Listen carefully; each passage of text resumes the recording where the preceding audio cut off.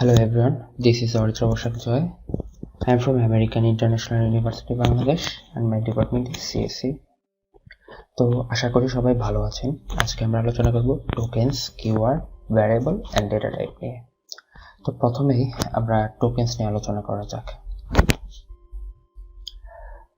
তো আমরা যদি ম্যাথ শিখতে যাই বা ইংলিশ শিখতে যাই, সাপোজ আমরা ইংলিশ শিখতে যাচ্ছি, তো ইংলিশ শিখতে গেলে আমাদের ফার্স্টে অক্ষর, তারপরে গ্রামার এগুলা শিখতে হয়। তো প্রোগ্রামিং এর ক্ষেত্রেও জিনিসটা ওইরকম, যে আমরা কোডে ঢোকার আগে আমাদের প্রোগ্রামিং এর কিছু বেসিক জিনিস জেনে নিতে হবে। তো এখানে দেখতে পাচ্ছেন আপনারা টোকেনস, অনেকগুলো টোকেনস রয়েছে: keywords, identifiers, constants, strings, operators. তো আজকে আমরা আলোচনা করব কিওয়ার্ডস নিয়ে। কিওয়ার্ড কি, এটা আগে প্রথমে জেনে নেওয়া যাক। Keyword is a reserved word which has a specific meaning and which turn a specific word.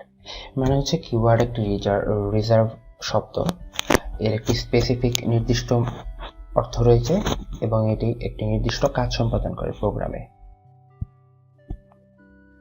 তো এখানে আপনারা দেখতে পাচ্ছেন বিভিন্ন ধরনের কিওয়ার্ড রয়েছে: এএসএম, অটো, ব্রেক, কেস, চার, class, delete, int, float, double, etcetera. তো আমাদের বর্তমানে যে কয়েকটা কিওয়ার্ড লাগবে, সে বেসিক কিওয়ার্ড যেগুলো সেগুলো হচ্ছে ইন্ট, ডাবল, ফ্লোট, চার। এই কয়টা বর্তমানে লাগবে এবং আরো অনেকগুলো সামনে কাজ করতে গেলে লাগবে। তো এখানে আপনারা দেখতে পাচ্ছেন যে কোনটার কাজ কি সেটা এখানে দেওয়া আছে। তো এগুলো মুখস্থ করার কিছু নেই, এগুলো জাস্ট আপনারা পড়বেন, পড়ে কোড করবেন, প্র্যাকটিস করবেন, দেন ইট উইল বি ওকে। আর কিওয়ার্ডের ক্ষেত্রে কিছু নিয়মকানুন রয়েছে, যেগুলো হচ্ছে যেমন এখানে আপনারা দেখতে পাচ্ছেন এলস, এটা একটা কিওয়ার্ড। তো কিওয়ার্ডের প্রত্যেকটি শব্দই, প্রত্যেকটি অক্ষরই ছোট হাতের হবে। যদি আমরা এক জায়গায় এলস এর প্রত্যেকটা ওয়ার্ড বড় হাতের দিই বা এলস এর ই বড় হাতের দিই, তো এটা কিন্তু কাজ করবে না, ইনভ্যালিড হবে। এছাড়া যদি আমি দুটো কিওয়ার্ড একসাথে করি, যেমন লং এবং ডাবল, এই দুটো কিওয়ার্ড আমি একসাথে ডিক্লেয়ার করতে চাই, যদি দুটো কিওয়ার্ড আমি একসাথে ডিক্লেয়ার করি, তো লং এর পরে আমাকে স্পেস দিতে হবে, তাহলে এটা ভ্যালিড হবে। যদি আমি লং ডাবল কোনো স্পেস ছাড়া লিখি, তাহলে সেটা ভ্যালিড হবে না, ইনভ্যালিড হবে। এছাড়া এখানে দেখতে পাচ্ছেন কিওয়ার্ড একটি শব্দ, এলস, এটা একটা শব্দ, আলাদা আলাদা কোনো অক্ষর না। তো এলস এর পরে স্পেস, এল এর পরে স্পেস, এস এর পরে স্পেস, এটা দেওয়া যাবে না, এটা দিলে ইনভ্যালিড হবে। তো আমাদের ভ্যালিড বানানোর জন্য এই কয়টা নিয়ম কানুন মাথায় রাখতে হবে, এছাড়া আমাদের কিওয়ার্ডে ইনভ্যালিড হয়ে যাবে। তো এখন আমরা আলোচনা করব ভ্যারিয়েবলস নিয়ে। তো ভ্যারিয়েবলস এর মানে হচ্ছে চলক, ঠিক আছে? তো এটা আমরা ছোটবেলা থেকে পড়ে আসছি। যেমন ছোটবেলা বলতে আমি হাই স্কুল লেভেলকে বুঝেছি। যেমন ক্লাস 6-এ যখন আমরা বীজগণিত শুরু করি, তো তখন আমরা জানতাম যে এক্স ইকুয়াল, এর এক্স এর ভ্যালু এত, ওয়াই এর ভ্যালু এত। তো ভ্যারিয়েবলটা এইরকম আর কি, যে কোন একটা চলকের মধ্যে কোন একটা ভ্যালু স্টোর করা, এটা হচ্ছে ভ্যারিয়েবল। তো এখানে আপনারা দেখতে পাচ্ছেন ইন্ট, ডাবল, চার, স্ট্রিং, বুল, কিওয়ার্ড, এইসব কিওয়ার্ড দেখতে পাচ্ছেন। তো এখানে দেখতে পাচ্ছেন ইন্ট মানে ইন্টিজার, মানে পূর্ণ সংখ্যা। ইন্ট কিওয়ার্ডটা পূর্ণ সংখ্যাকে স্টোর করে। তো এই জায়গায় লেখা stores integers whole numbers without decimals such as 1 2 3 or -1 2 3। এর মানে ইন্ট মানে ইন্টিজার, মানে পূর্ণ সংখ্যাকে স্টোর করতে পারে ইন্ট কিওয়ার্ড। যদি আমি দশমিক সংখ্যা এই জায়গায় দেই এবং আমি ভ্যারিয়েবলের সামনে ইন্ট কিওয়ার্ড দেই, তাহলে এটা কাজ করবে না। সেম ভাবে double stores floating point numbers with decimals such as 19.99 or -19.99, মানে ডাবল দশমিক সংখ্যাকে স্টোর করার জন্য ব্যবহার করা হয়। আর চার, এটা আপনার character like A or B কে স্টোর করার জন্য ব্যবহার করা হয়। স্ট্রিং হোল টেক্সটকে স্টোর করার জন্য ব্যবহার করা হয়, like hello world or my name, Aritra Basak Joy. এটাকে যদি আমি স্টোর করতে চাই, তাহলে আমি স্ট্রিং ব্যবহার করব। আর বুল দ্বারা সত্য মিথ্যা, ট্রু আর ফলস বোঝায়, আর বুল দ্বারা ট্রু আর ফলস কে স্টোর করা হয়, ঠিক আছে?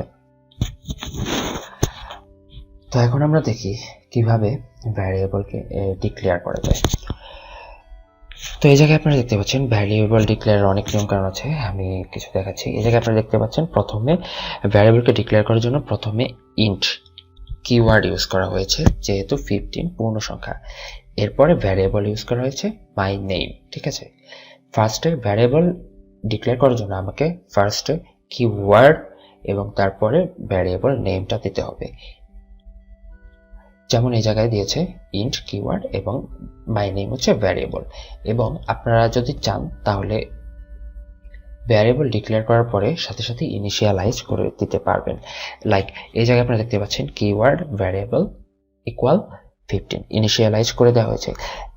এবং আরেকটা নিয়ম হচ্ছে আপনারা ফার্স্টে ভ্যারিয়েবলটাকে ডিক্লেয়ার করবেন, কিওয়ার্ড দিবেন like int keyword my name variable.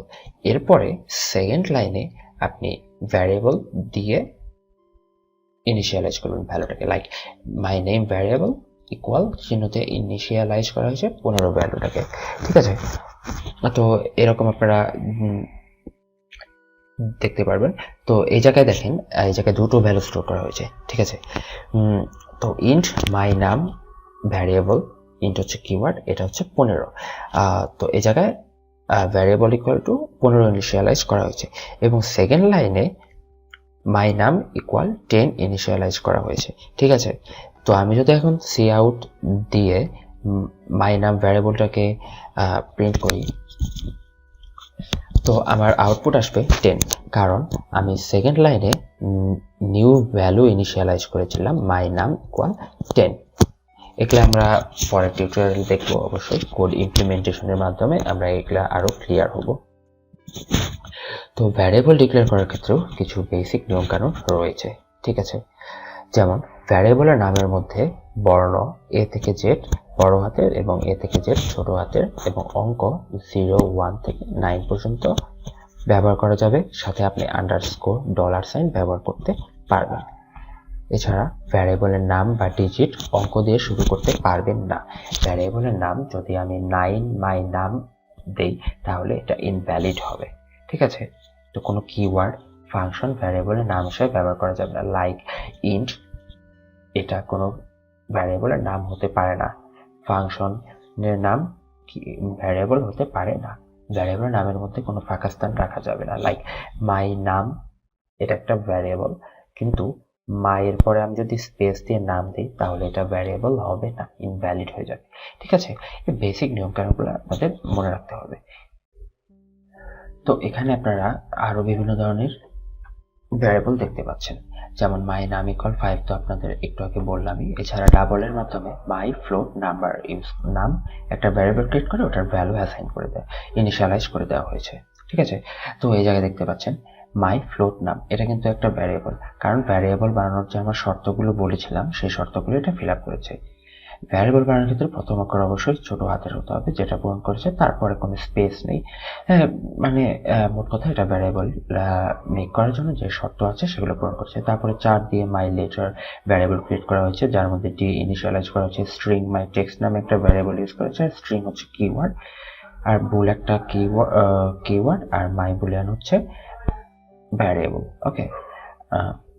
এখানে একটু দেখা যাক, এখানে int my age equal 35 assign করা হয়েছে। এরপরে সি আউটের মাধ্যমে আই এম প্রিন্ট করা হয়েছে। তারপরে আমার যে ভ্যারিয়েবল ছিল সেই ভ্যারিয়েবলটাকে রাখা হয়েছে, তারপরে আবার ইয়ার্স ওল্ড দেওয়া হয়েছে।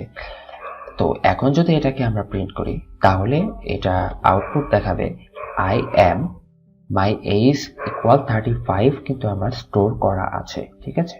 কথাটা আবার বুঝবেন যে মাই এজ ইকুয়াল 35 আমার স্টোর করা আছে। তো এখানে এই জায়গাটায় আউটপুট করলে শো করবে মাই এজ এর ভ্যালু, মাই এজ এর ভ্যালু এখানে 35 শো করা, ইনিশিয়ালাইজ করা আছে। তো এই জায়গায় শো করবে I am 35 years old. Like এই জায়গায় যদি আমি দিতাম 45, তো দেন এই জায়গায় শো করতো 45 years old, then it will be I am 45 years old. আশা করি আপনারা এটা ক্লিয়ার হয়েছেন।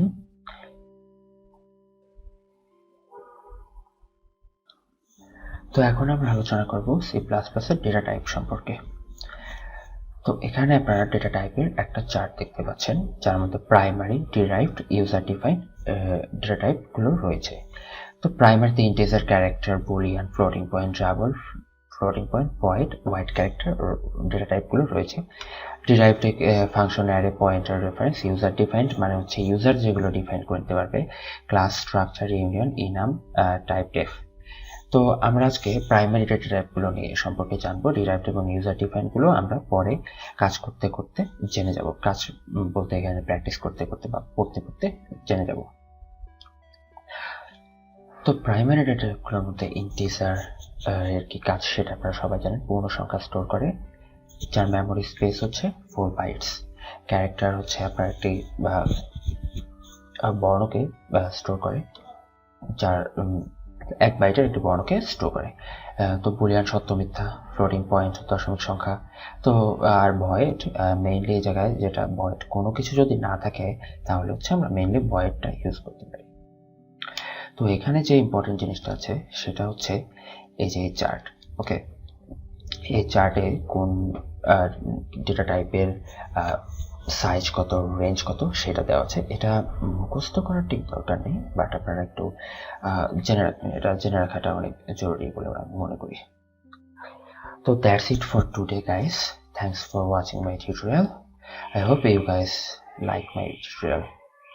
Thanks for watching. If you find it helpful, then hit the like button and share with your friends. Subscribe this channel. Stay with the AIUB solution.